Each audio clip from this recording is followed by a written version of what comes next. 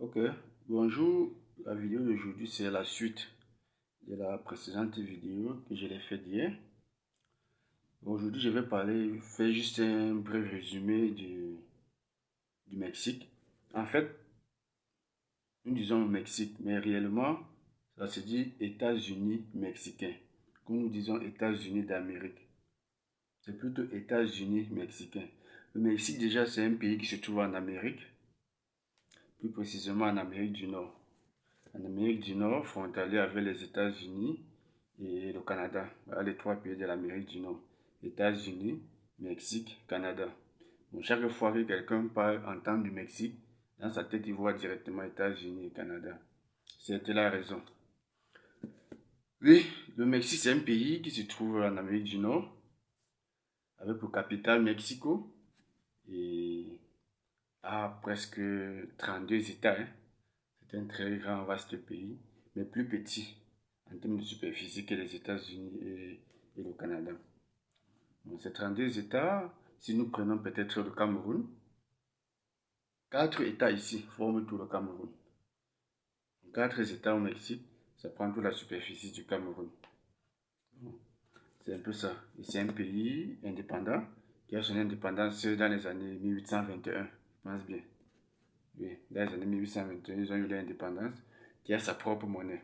Donc, un pays qui se dit indépendant est un pays qui a sa propre monnaie, qui vit selon ses économies, selon sa production. Bon, avant de dire qu'un pays est riche ou pauvre, il faut d'abord vous poser la question, est-ce que vous avez votre propre monnaie? Le Mexique a sa propre monnaie, c'est déjà un pays indépendant, malgré les puissances étrangères qui dominent toujours le monde, exactement. Oui. Et je vais parler des différents types de visas qui existent. Et dans plus de détails, je vais donner le rôle et les avantages de chaque type de visa. Donc, nous avons le visa travail, nous avons le visa visiteur, visa regroupement familial. Il ne faudrait pas que les gens confondent les différents types de visas. Visa, ce n'est pas visa. Visa, c'est visa. Mais visa, ce n'est pas visa. Donc, chaque visa a sa particularité. Et je vais beaucoup plus parler du visa travail et visa étudiant. Nous allons beaucoup plus sur... Ah, je vais entrer dans le visa regroupement familial. Parce que parfois, par exemple, je peux faire le dossier de ma soeur ou de ma cousine, ou d'une soeur ou d'un frère. Ça, c'est visa regroupement familial. Avec il faut prouver le lien qui existe entre toi et la personne. Bon, il ne faudrait pas seulement que les gens voient que tu fais le visa à quelqu'un, mais pourquoi tu fais le visa de la famille? Le visa actuellement que je fais, qui est visa travail, c'est pas le visa de famille. N'importe qui peut faire ce visa. C'est pas un visa de regroupement familial. Le visa de regroupement familial est à part.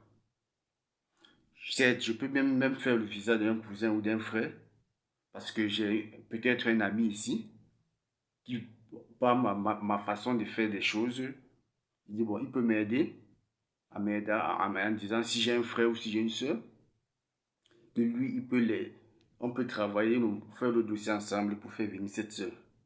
Il ne faudrait pas toujours que nos familles pensent que on va toujours piquer que les frères et sœurs, pourquoi il a pris sa sœur, pourquoi il a pris sa cousine, alors qu'il pouvait prendre, non.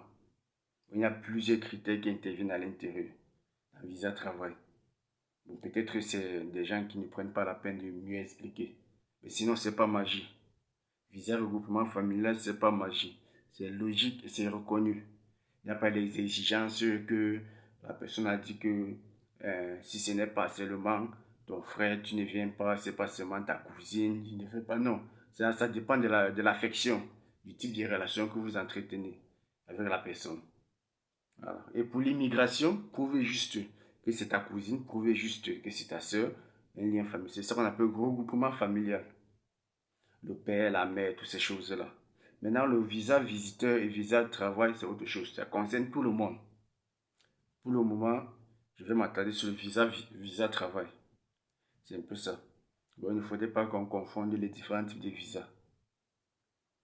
Alors, visa étudiant, je vais bien prendre la peine pour entrer dans le visa étudiant le moment venu. Parce que vous savez, les étudiants, ce sont des enfants. Ce sont des enfants qu'il faut vanter le pays. Il faut expliquer le pays. Pour qu'ils sachent exactement où ils vont. Mon visa de travail, c'est vraiment énorme. J'en sais. J'ai fait moi-même le visa étudiant. Donc, j'en sais comment ça se passe. Les détails et beaucoup plus d'explications concernant le visa étudiant. Même le visa de travail, j'en ai fait. Visa étudiant, je l'avais fait pour l'Allemagne. Visa de travail, je l'ai fait pour le Canada. Parce que dans la vie, il faut toujours avoir des différents plans. Plan A, B et C. Le plan A, mon cas, parce que c'est moi qui vais traiter les dossiers des gens. Bon, vous savez que chacun doit savoir où il va et pourquoi. Dans le plan A, j'avais prévu l'Allemagne. Tous les robes là, c'est l'Allemagne que j'avais prévu parce que je savais pourquoi se rendre à l'Allemagne. Ça dépend. Je suis un technicien qui fait dans la construction mécanique et la fabrication mécanique, les pièces industrielles. Bon, ayant fait toutes les études, c'est l'Allemagne qui était propice pour moi. Donc, quand le plan A ne fonctionne pas, on ne se décourage pas, on prend le plan B. Le plan B, c'était le Canada.